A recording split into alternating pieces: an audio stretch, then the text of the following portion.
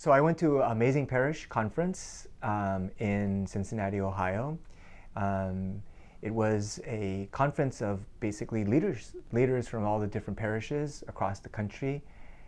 It was an opportunity for us to revisit some of the essential qualities of what makes an efficient, effective parish leadership team, and gave us an opportunity to sort of reevaluate and reassess kind of where each of our parishes are. And so I found it a fun, exciting experience. So this is a new program that you have to add to everything else you're doing in the parish. Well, I wouldn't necessarily see this as a kind of an extra program among the many programs that already exist in parishes.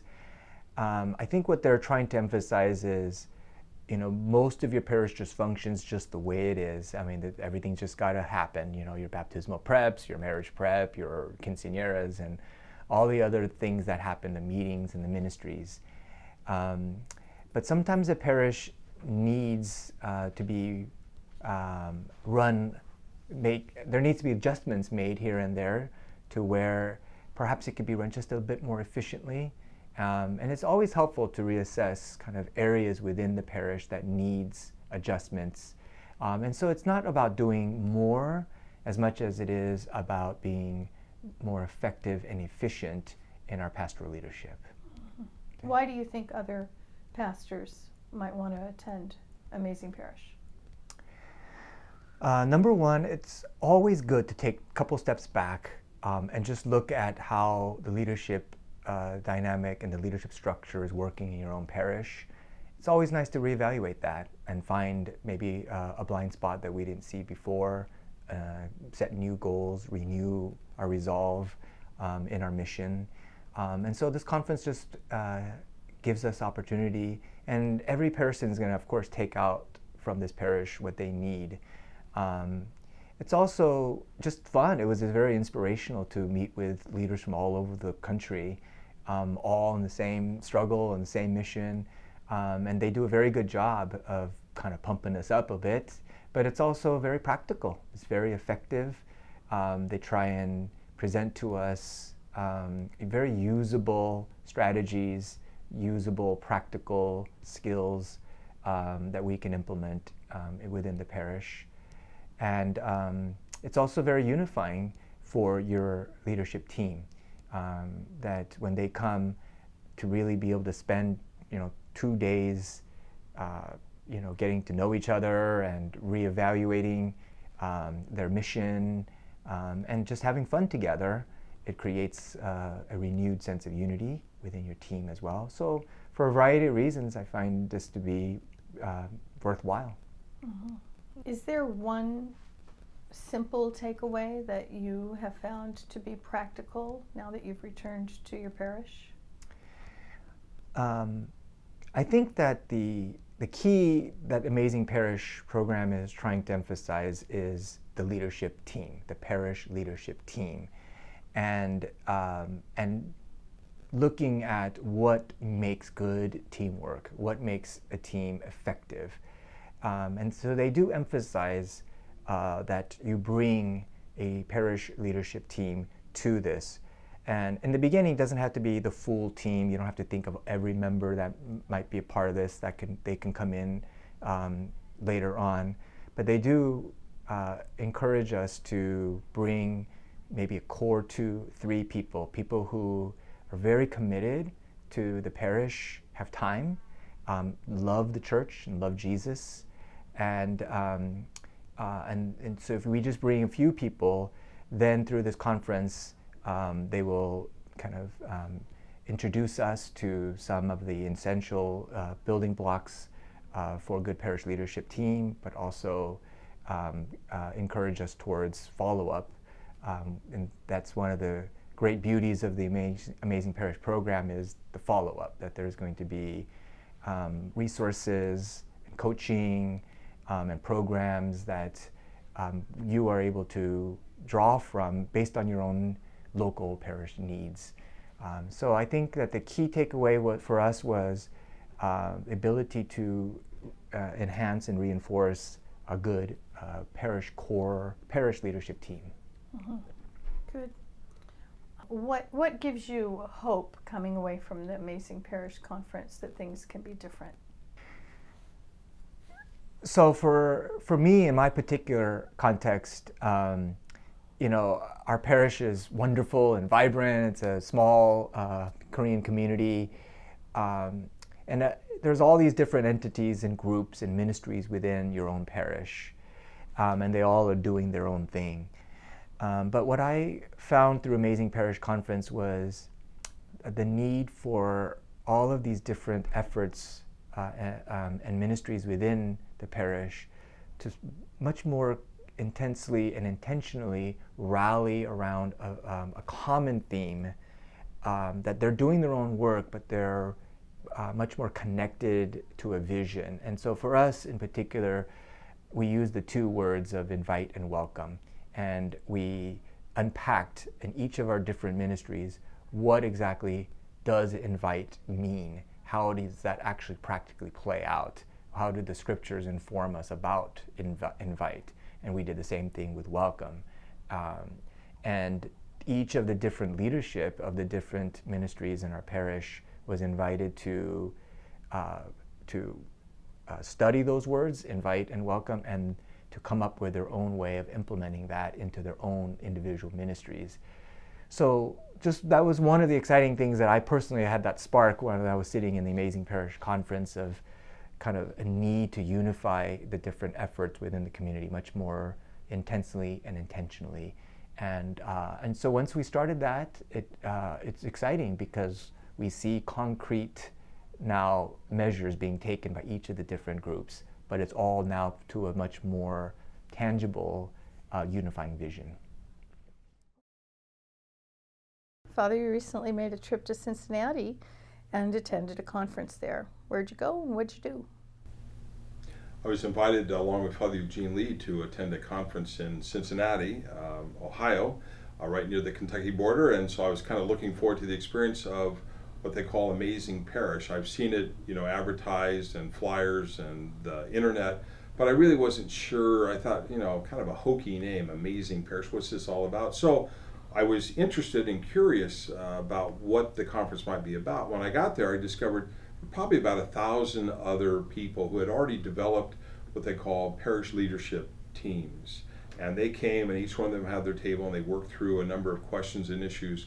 And we were there, Father Eugene and I, along with some others, at separate tables, who would just kind of basically come ourselves to kind of look and listen and see the dynamic of what was going on. And it was great to see parishes that have been doing this for 1 or 2 years already, who are in a certain sense ahead of us in this experience of how do you manage a parish today as it is and as it will be in our American culture and the culture of the Catholic Church in the United States. It's moving beyond the idea that, first of all, one person can do all the heavy lifting, that it's all up to the pastor. And there are some of us, including myself, that like to think we can do it all and manage it all, and that we have the skill set, and if we're just given enough time and space and we manage our time enough, we can do it all. But what I think I heard in that conversation of that conference that weekend is that that's not how really the Lord desires us. It's not about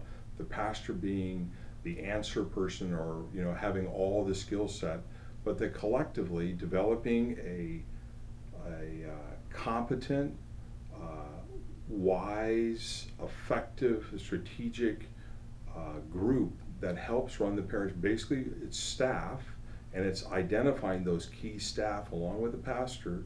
How do you create the vision for the parish today and going into the future? We all kind of know as priests that a lot of the models that we were trained in or that we inherited or somehow they got passed on to us, we realize they don't really work in the current reality of church, whether it's a monolingual parish or a trilingual parish, whether it's one culture or several cultures. The economics, the dynamics of a parish today is not what it was 30 years ago. I would just use an example for myself. When I went through the seminary, ordained in 1980, we were trained as managers because parishes are pretty stable, the church is stable, we were in a good place, we were Americanized and all that kind of stuff, and we're part of the culture, and Vatican II was still kind of hot and exciting, and we were looking at what we could create. Numbers were going up 2 to 5% a year in the RCIA, collections were going up, things were stable, we're building. That's not what our reality is today. We might be a little bit unique in a soft spot or a sweet spot in the Diocese of Orange, but we're just not that many years away from our realities changing, as it has throughout the United States, indeed the world. So do we just keep doing the same thing, expecting different results, or do we look for some other ways to be creative as church? And one of the ways that I think for me, where I've been changed and transformed, is it's not enough to be a manager. And it's not enough to be someone who's controlling everything in the parish so that everything can have my vision on it. But it's rather that we need to be able to create leaders, and that's the role of a pastor. But it's also developing not just one leader, but a leadership team that helps to motivate, to drive, to create the opportunities for the parish to be a viable community of faith into the future. What exactly that's going to look like, who knows? But what we do know is that if we keep doing things the same way, we just keep slipping a little further and further behind. It's not a question about orthodoxy or neo-orthodoxy, who's conservative or who's liberal. It's about how is the Lord calling us to be good leaders. And what I realized, especially after being a priest for almost 40 years, and that's what was so great about this conference, was it really kind of helped me kind of hear that conversation in the language that says, pastors who kind of got to the point of just living their life in a low burn of frustration or inadequacy, this process, this experience of reshaping leadership in a parish, helped them to lessen that burn that they feel of anxiety or frustration, or to create space for them to really be prayerful leaders that allows them the time to create good homilies. Because again, that team is supporting those kinds of values. We all have that value as a priest, but very few of us are able to spend significant time preparing our significant homilies for Sundays because we're pulled in so many different directions. So what I heard was people who've kind of experienced that high level or low level of frustration saying something needs to shift in the way that we do business as church. And so they found through this amazing parish conference and being coached along the way, it's not a one-time shot. It's really beginning to say, this is the direction we want to go. And the wonderful thing, at least from what I saw, was that people felt good about that constant connection to Amazing Parish. They have coaches who help coach not just the pastor, but the whole team along the way to make that change. Okay. So you asked me, why would a parish or a pastor want to come to this conference? I'd say, why would a pastor not want to come to this conference? I'd flip it the other way. If his staff is in complete alignment, everyone's in the right seat on the right bus, and everyone's moving in the same direction, if he's got all that stuff figured out, then I would recommend don't come to that conference. I don't think we always are in that kind of alignment. Then I would say this could be an amazing opportunity to kind of learn some new skills, not just as an individual, but really as a team on how we want to move forward in our faith and in our community.